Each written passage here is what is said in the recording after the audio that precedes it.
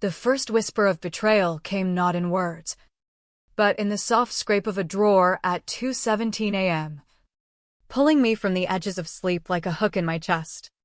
I lay there in my modest apartment in Seattle's Capitol Hill neighborhood, the distant hum of late-night traffic on Pine Street filtering through the thin walls, a sound I'd grown to find comforting after years of scraping by on freelance graphic design gigs. But this noise was different, calculated, intimate. Through barely parted eyelids, I watched the faint beam of a phone flashlight dance across my cluttered dresser, illuminating the chaos of sketchbooks and unpaid bills. And there she was, my mother, Elaine, moving with the quiet efficiency of someone who'd mapped out every inch of my space. Her fingers, adorned with a tarnished silver ring she'd claimed was a family heirloom, dipped into my backpack slung over the chair. The light caught the edge of my credit card as she eased it free, her face expressionless, like this was just another errand. That ring, it used to symbolize continuity, roots. Now, it gleamed like a thief's talisman, twisting something deep inside me, a silent scream building in my throat that I swallowed down. In that suspended moment, the air thickened with the kind of quiet that precedes a storm. The one where you realize the person who raised you could unravel you without a second thought. I didn't move, didn't breathe too loudly, because confrontation in the dead of night would shatter the fragile peace we'd maintained for years. She slipped out as smoothly as she'd entered, the door clicking shut with feigned care, leaving behind the faint trace of her lavender lotion, a scent that once meant home, now reeking of invasion. I stared at the ceiling, my body rigid, mind racing through the implications. In our family, lines between need and greed had always blurred, justified by tales of hard times and just this once. But this was deliberate. A violation that echoed every overlooked slight, every excused overreach. By the time dawn crept in, gray and unrelenting through the blinds, my phone erupted with alerts, bank notifications stacking like accusations. $4,500 withdrawn at an ATM 3 blocks away. $6,200 transferred to an unknown Venmo. Charges at upscale boutiques and a wire to a shadowy account. My savings pieced together from endless client revisions. Skipped weekends. The dream fund for my own design studio gutted to pennies. That money wasn't just numbers, it was my escape hatch from the cycle of dependency. The late-night hustles that left me hollow-eyed but hopeful. Now, it vanished in hours, timestamps aligning perfectly with her nocturnal visit. I could picture her path down the rain-slicked sidewalks, past the shuttered cafes, the ATM's glow mocking my naivety. Who is she with? Elaine never acted solo when money was involved. There was always an enabler. A whisper turning wants into rights. Confronting her outright would trigger the usual script denials. Tears. Family piling on to paint me as the ungrateful one. No.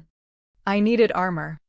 Silence became my shield as I screenshot every transaction, emailed them to a hidden account, printed hard copies tucked into my portfolio case. In America, proof isn't optional. It's the difference between victim and victor. By the time I left for a client meeting, the Seattle mist clinging to my coat. I'd mapped my counterstrike, bank visit at noon. No trails left for her to sniff out. Returning home that afternoon, the drizzle had softened to a persistent haze, the kind that seeps into your bones and sharpens regrets. The porch light flickered weakly, and as I jammed my key into the lock, it refused to budge. I twisted harder, heart sinking as I noticed the fresh brass gleaming unnaturally bright against the weathered door. A tag from a local locksmith dangled from the railing, its phone number a taunt. Locked out, not by mistake, but by malice.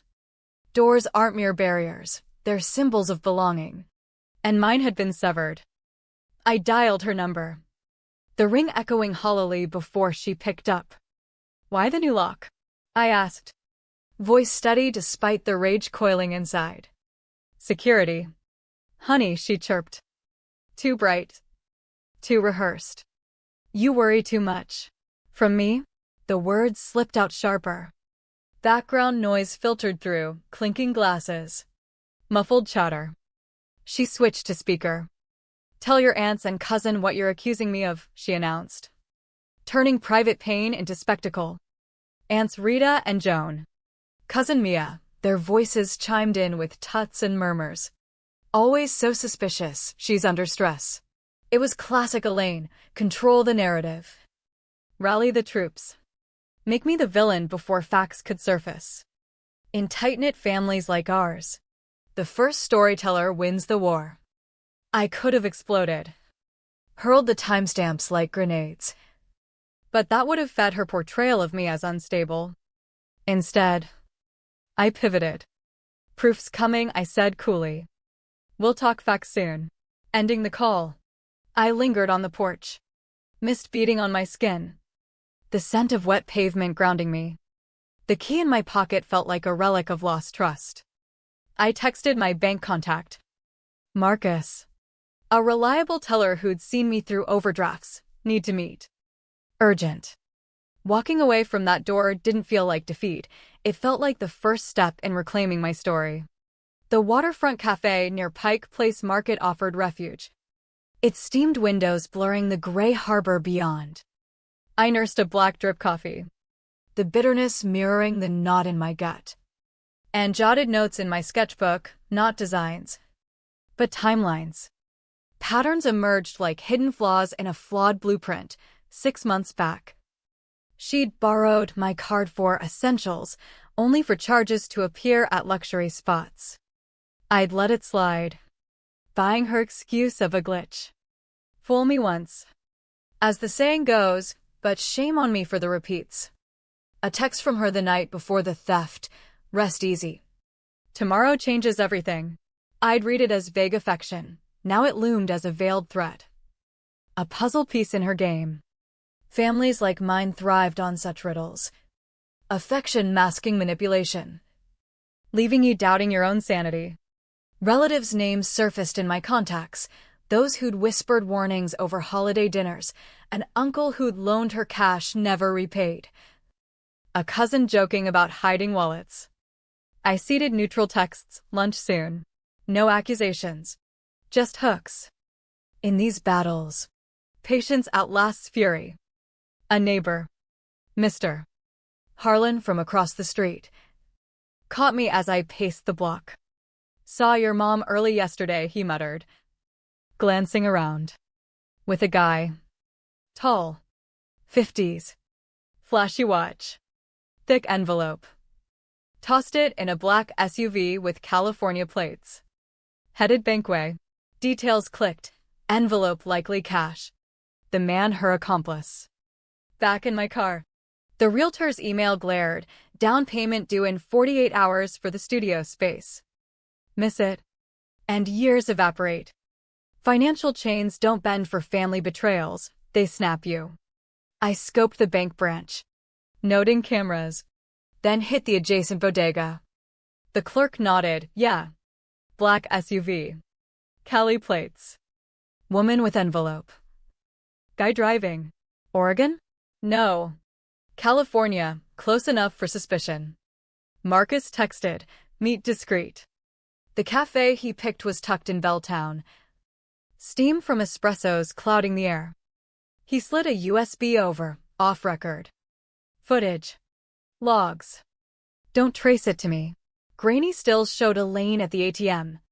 The man, Victor Lang. I'd later learn, hovering. SUV in frame. Plates clear. She's digging, Marcus warned. Branch questions flying. Allies wobbling meant swimming solo. A call from Aunt Rita, I'm here if you need.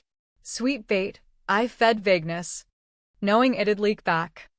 That night, Cousin Mia messaged, heard Rita spilling to your mom about your bank meet. Confirmation, spies everywhere. I planted misinformation. Big investor chat tomorrow. Let them chase shadows. At the library's public terminal. A search hit, my name co-signed on a $18,000 loan. Signature forged, loops too perfect. Slant off. Credit poison. A black mark on my future. Screenshot. Archive. Elaine's social post popped up by a friend, sad when kids blame parents for their spending habits. Family fails, learn responsibility. Smear campaign. I saved it under defamation, holding fire. Calm wins optics. Mr. Harlan delivered more. City cam footage of the SUV. Timestamps syncing. Another victim emailed anonymously. Victor's fraud record, charming widows. Draining accounts. Pattern solid. Attorney consult, strong case. Civil suit. Criminal push. Signed retainer. Evidence sealed. Word spread, a cousin called. Attorney? Bold. Let her sweat. The peace talk at Mia's was the trap. I arrived early. Documents layered, harmless summary atop the confession draft. Elaine signed blindly. Witnesses noting. To my lawyer Monday, I said. Panic flashed. Court confirmed. Courtroom air was sterile. Judge scanning the confession. Footage. Forgery. Verdict, repayment. Loan void. No contact order. New loft key turned smoothly, no ghosts. Postcard mailed, locks change. But truth endures. Weeks later. Routine solidified, coffee by windows. Designs flowing. Distance from kin brought peace. Strengthened severance. Freedom in fortified boundaries. The deadbolts click? Mine alone. Echoing finality.